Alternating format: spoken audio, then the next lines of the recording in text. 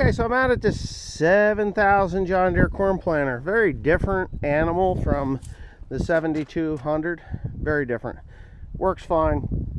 They're great. But someone had asked me if they could replace these springs with the downforce springs from the 7200.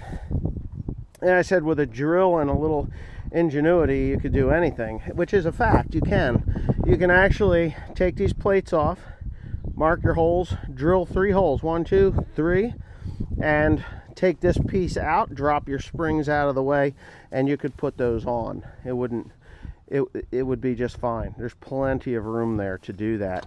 But I've always found that these double spring sets are sufficient to get the pressure that you need down on the row units. I can honestly tell you, I know that they are. You buy the springs, are cheap enough. But if you wanted to convert it to either pneumatic or to the spring type for the 7200, I would suggest weight. I've got weight on here. These are 90s, so I got 180 gallons of water in there. You can add another tank, a third tank to these. I don't run any fertilizer through there, and this corn planter sat out all winter because I just didn't have room in the shop for it. I will be using this planter, and of course I got to go through it again, and obviously I got to check the meters. I should have pulled the boxes off and or I could have put a tarp onto it. The problem with the tarp is moisture from below goes up into the tarp and then it rains back down on top of it. But there is work that's going to happen to this corn planter as soon as I'm done with the other corn planter. There's a hydraulic cylinder that needs to be removed and rebuilt, and there's a valve body that I think I have one. Not 100% sure that I have one, but I think I have one, solenoid valve body, and what that'll do is allow me to lock out the outer wings and fold the outer wings and then lock them out so that everything works and functions the way it does, so that I don't have to get out of the cab, and it'll go much quicker between fields. That's all. That's really one of the main reasons that I bought the new one, was so that I didn't have to get out of the tractor. You did not do the cab, Dad. All right, fine. So we're going to do this in piece by piece, a little bit at a time, so it doesn't become redundant video work. So you're going to run this because I have to put these little caps on. So every little thing has its place in this process. First you put the discs on. I think I did that. I didn't show how that's done. Give me this. Okay. See this guy here? These are my calling cards for my business cards. So to set these discs, you need to have about 2 inches of space between them. I like them slightly tighter rather than slightly looser. Get your mind out of the gutter.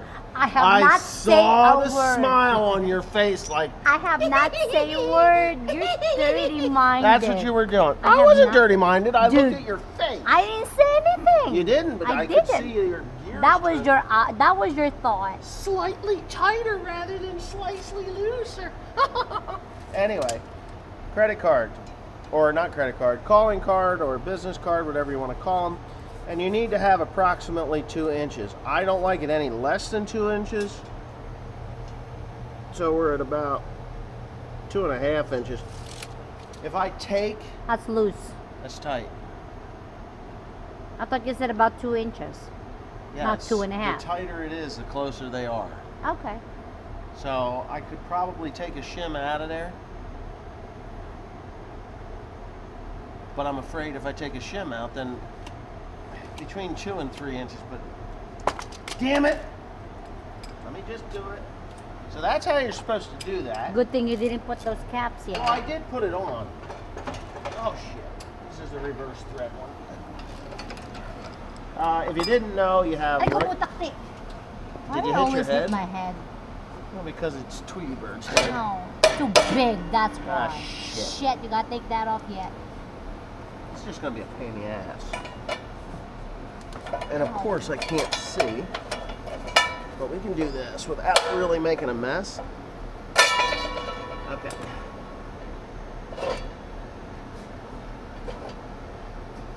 One little shim. There's little shims that go in there, right? I know there's people that get a kick out of me saying shim. Like the old word for she-male, transgender, whatever the hell you want to call it. We call them shims. She-hims. Now it's acceptable. Please, I identify as she-him. people can get over themselves. They're sick in the head. Wait a minute, I needed to add one. What am I doing? I needed to add one. You got me backwards. So I need one of those shims to loosen it up. Duh. Let me go find a shim.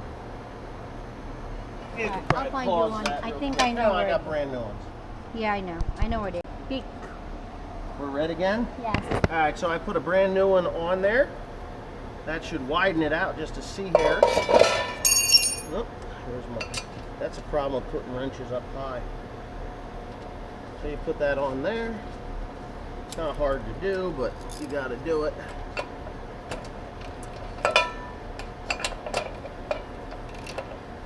God, we're slow today.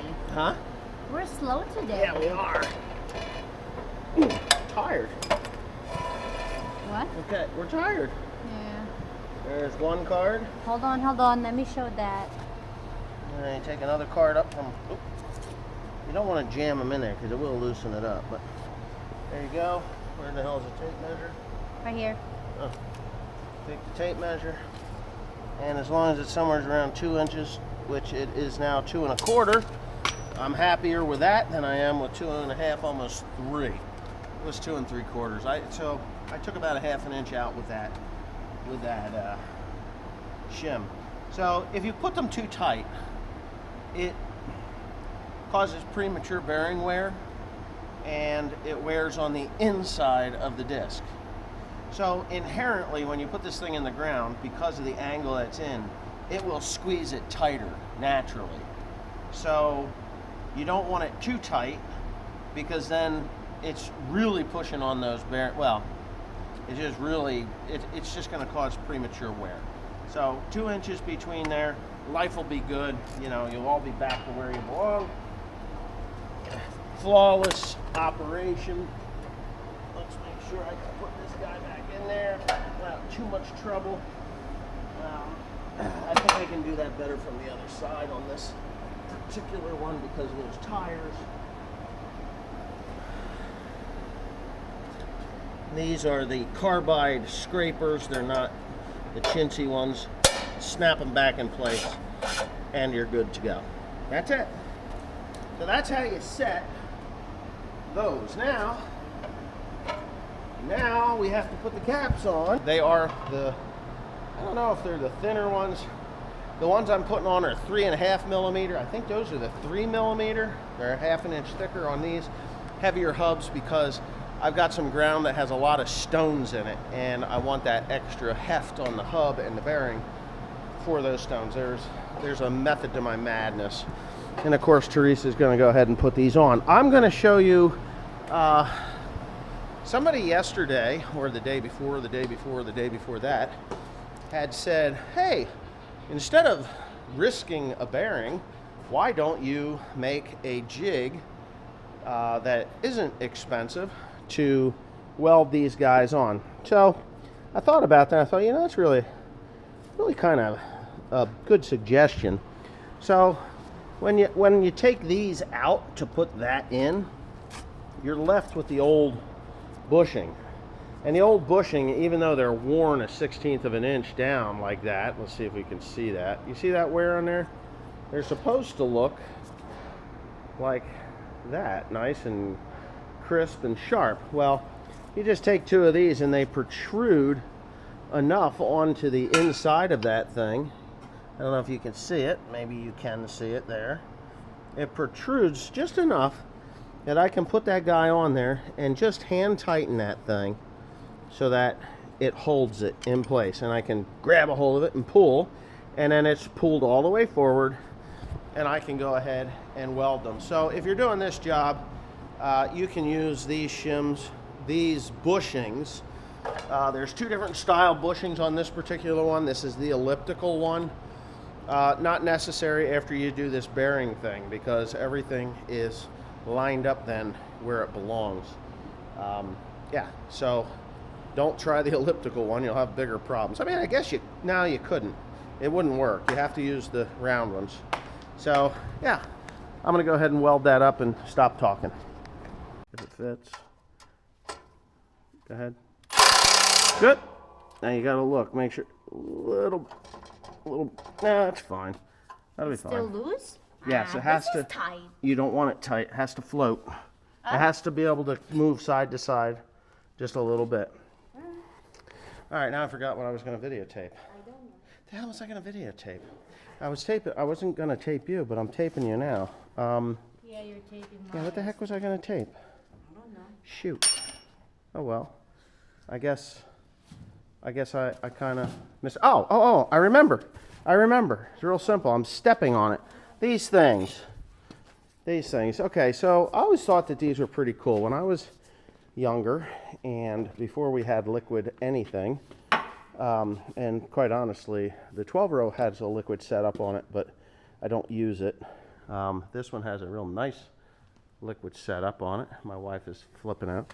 Anyways, I thought that these would be really good. You could put that thing right down in the bottom of the trench, and over the years, people have realized that liquid fertilizers, starter fertilizers, pop-up fertilizers are pretty harsh on that new seedling. So, I mean, you could use Nature's or something like that, which is supposed to be neutral acid. But I always thought that these things would be really good. Well, I can tell you that I have now changed my mind. I've changed my mind, 100% changed my mind. I would not buy these again. I never bought these, but I would not buy these for a simple reason. One, you'll burn your seed with the fertilizer that you're putting on there. Two, it rots the bottom of this.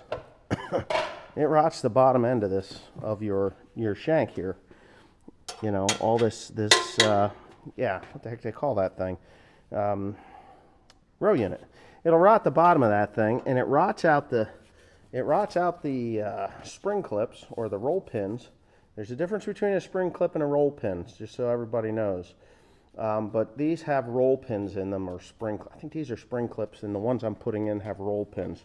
So anyway, it rots those so bad that you can't get them out, and you really literally have to use that air hammer, and it splits the spring clip or roll pin in half, and then you have to hammer the shit out of it until it breaks it off on one side, and then you're able to force it out of there. But that fertilizer is really terrible. It just eats everything under there. So my thoughts on this are, if you're going to be buying a unit to do this, the Keaton Seed Firmer, if you're going to be putting it on the seed, if you're using something that isn't going to destroy your seedling or damage your seed or your sprout, I wouldn't buy those. No. Buy the Keaton Seed Firmers. There's other systems out there that will put it on top, you know, directly on top here on the sides as it crumbles, or right down on top of it as it crumbles in a spray so that it doesn't really make full contact with the seed. I like the Keaton Seed Firmers, and what I'm using is it's not Nature's, but it's something similar. It's similar at all, but it's neutral in pH. It's not going to burn the seed. So that's why I'm going to be using these Keaton Seed Firmers. The secret sauce, yeah, I think the secret sauce will be fine. Everybody's telling me, oh, it's going to plug it. It's going to plug it. It's not going to plug it. You know why it's not going to plug it? Because of that. And I'm actually going to take that off, and I'm going to put a much larger one on so that it will, and it's only a 10-gallon rate, so this tank should last 50 acres. But that filter, so what if it plugs? You know, you take it out, and I got to check to see what it is. But you put like a 50 mesh in there, you're fine. That's a banjo too. That should be all right. What is that? 150 psi maximum. Yeah, I can either put a bigger one on or just have spare screens, because those screens do plug up at times too. There's my control box. I need to look inside of that. Anyway, yeah, that's it. That's this video anyway. So handsome. We're going to do another how and why. How we're doing this and why we're doing this. So how we're going to do it is simple. Why we're going to do it is even more simple. These guys. And what's the reasoning behind this? All right, so first things first. These are the high-speed sensors. They have 3 eyes, not 2. I have a mixed bag of these things. One is from the old 12 row. I have high speed and standard speed, which I want the high speed because the seeding rates can vary quite a bit. Now, when I bought this corn planter, I didn't look to see if I had high speed or standard speed sensors. So I decided, well, you know what? I can buy the high speed or the standard speed, and I don't know what the difference is, but we'll figure it out. And then I was reading on there before I ordered them that the seed tube, and let me get the John Deere one real quick, and I'll show you the difference. I show you its picture. So there's a difference between the high speed. This is a high speed one from John Deere, right? So it's got this little sealing ring on the one side to keep the dirt and stuff from plugging its eyeball up. And on the other side it has not a hole, it has a window, which I don't know why that is supposed to be so much better. What I saw with these was that the window plugged with dirt and it couldn't see anyway. But the reason I wanted these was that the top is the same. The opening at the top is the same. Okay. This is a Shoop design after the precision planting ones. So the whole thing with these big tubes is that there's more room to ricochet through there.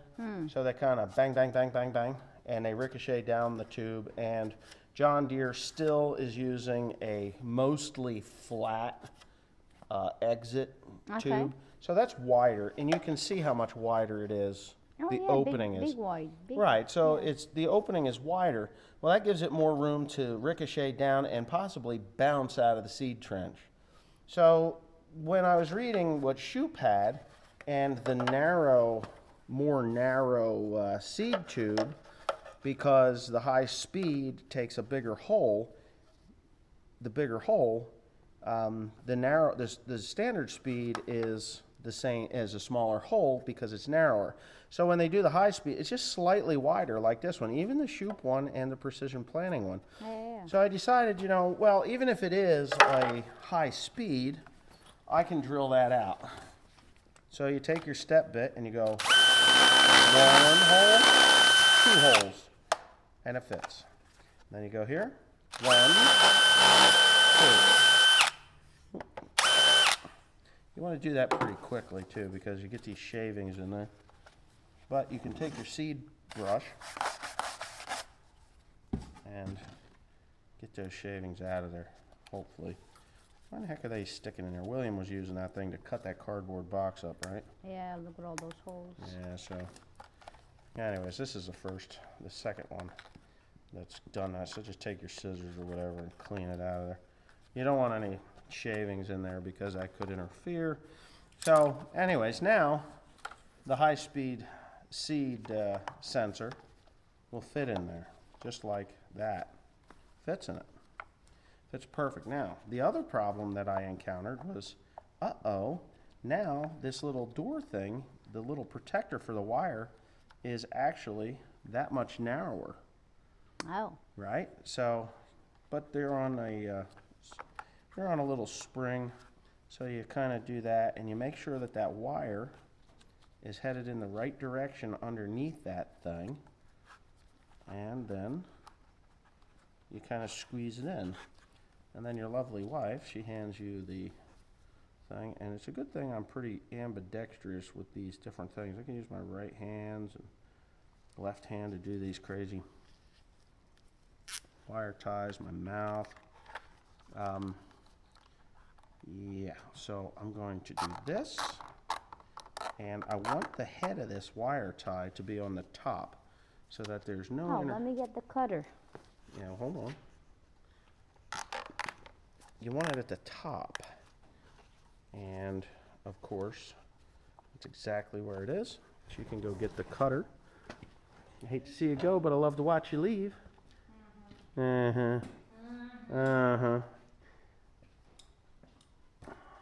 Take that thing off my face. Well, it's so pretty. So anyway, yeah, so you take the cutters there, and then you kind of rock them and pull it up tight. Not too tight, because you can crush these, both the sensor and the tube. So she's got another one, and we do the same nonsense here, but I'm going to do it on the other side, like that. Probably wondering why I'm doing it that way, because it's out of the way, that's why. Right? So when the head of this thing is facing, this is actually facing to the rear of the corn planter. It's not towards the front. There's a lot of things that this has to hook in there, and there's stuff that could possibly be here in these heads. Can't put them off to the sides because there's not enough room down there. And I don't know how with the, bigger seed tube, the John Deere seed tube, that you can do the Keaton seed firmer, because it's got to go along the side of it. So you can see that there's a very large difference there. And the curve is the same, right? Curve is the same, or is it slightly different? This is a straight fall until about here. And this is where the curve starts. Where the curve on this one starts actually above the hook, right? So it starts the curve, well, no, that curve goes all the way. It starts to curve all the way at the top. So, I don't know, it's kind of weird. But it's a straight fall till it gets to the bottom. It's very narrow. This is dished. It's not flat. You can see that. So it cradles that seed instead of allowing it to bounce. It kind of centers it in the slot, in the seed slot. So that is why I went with the Shoop ones over these. Plus John Deere charges about twice as much for these. And are they any good? Are they good? Are they not good? I don't know. I do know that Precision Planting, I always had good luck with the Precision Planting ones, and these are almost identical to the Precision Planting ones. The only thing that I see with these versus the Precision Planting ones is the Precision Planting was actually a little thicker plastic. So these are actually a lighter duty, more flexible, which is fine by me. Did you change the one with the 12 row planter? Oh yeah, I did. No, I used same brand or no? I used Precision ones. Oh. Do you have a Keaton seed firmer? Or is No, that- I don't have those. Okay. I did cut your wires though, I see. That's not a wire. or whatever. a The hose. tube. It's new tube. So we'll just do all of these things. I like to get everything out instead of looking for them later, kind of a thing. So that's out. That can go down there. Blah blah blah blah blah. Blah blah blah blah blah blah blah blah. What the hell's that? All right, so I'm gonna have her shut this off until I get this thing tight on there, and then I'll just pick up from there because it's boring. Okay. Okay, so this comes with a hose clamp. Some people use them, some people don't. I've used, ow, Nice hole. yeah, in my hand. Some people use them, some people don't. I'm using it. Can you believe that? It went right through there and jabbed me, the dumb thing. Anyways, you don't want to over tighten them. My problem with hose clamps is if you have a tendency to over tighten them, and then you create a ramp, and then that'll cause the seed to bump. So you really don't want to do that. You just want it to hold it in place. I'm bleeding too. Look at that. Oh wow, they really poke yourself. Blood equals ratings, didn't you know? Ay, ay, ay. At least, you know, it used to be that way with YouTube. Blood equaled ratings. If you had somebody bleeding on camera, it was like, ooh, somebody got hurt, you know, and life was good, you know. But anymore, they flagged for sensitive content. It's like, holy shit, people. Anyway, so again, same thing. They want you to put this like that, so that clamp holds it in place. There's a little lip right there. See that little lip that catches that? Oh. So that pulls this clamp, or this wire type will not allow that to come back. So that's that, and then we take this guy here and we put it on, oy, like so. Somebody told me that I should pop the bottoms off of these things, this splitter, because I'm gonna plug it up. I don't know that I will. I really want the splitter on there because it'll go down the sidewall of the trench. It'll just spray both sides instead of actually directly contacting the seat, and then when the closing wheel hits, it'll close it up. Oh, it's William. So anyway, so this is pretty well ready to go in its position, which we need 2 wire ties to do. You can put that at my face. You're looking at my dick. No, I'm showing your thing. Dick. You know My what? Dick. I'm not showing your. Yeah. Dick. Mm, Yeah, you're showing my dick. I don't. You do. I don't. You do. I don't. Ah, me do too. I don't I sound do. like that. I do. No, you don't. There he is. Okay, you got that cleaned out. All right, so Yes, William. I have found. Oh, he's got his bike. Cool.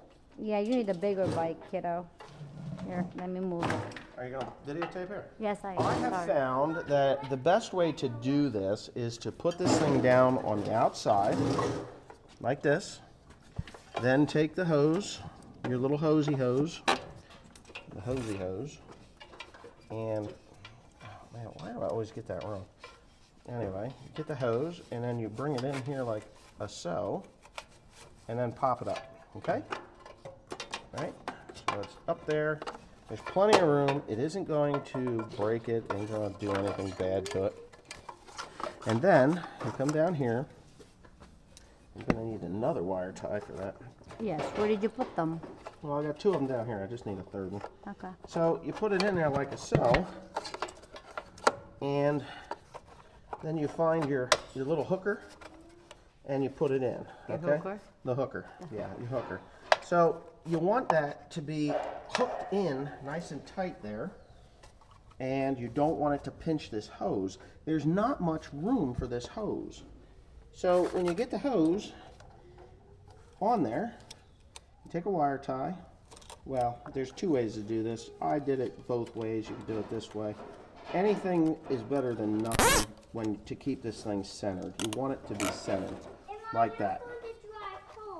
You're going to drive that home? Yeah. Okay.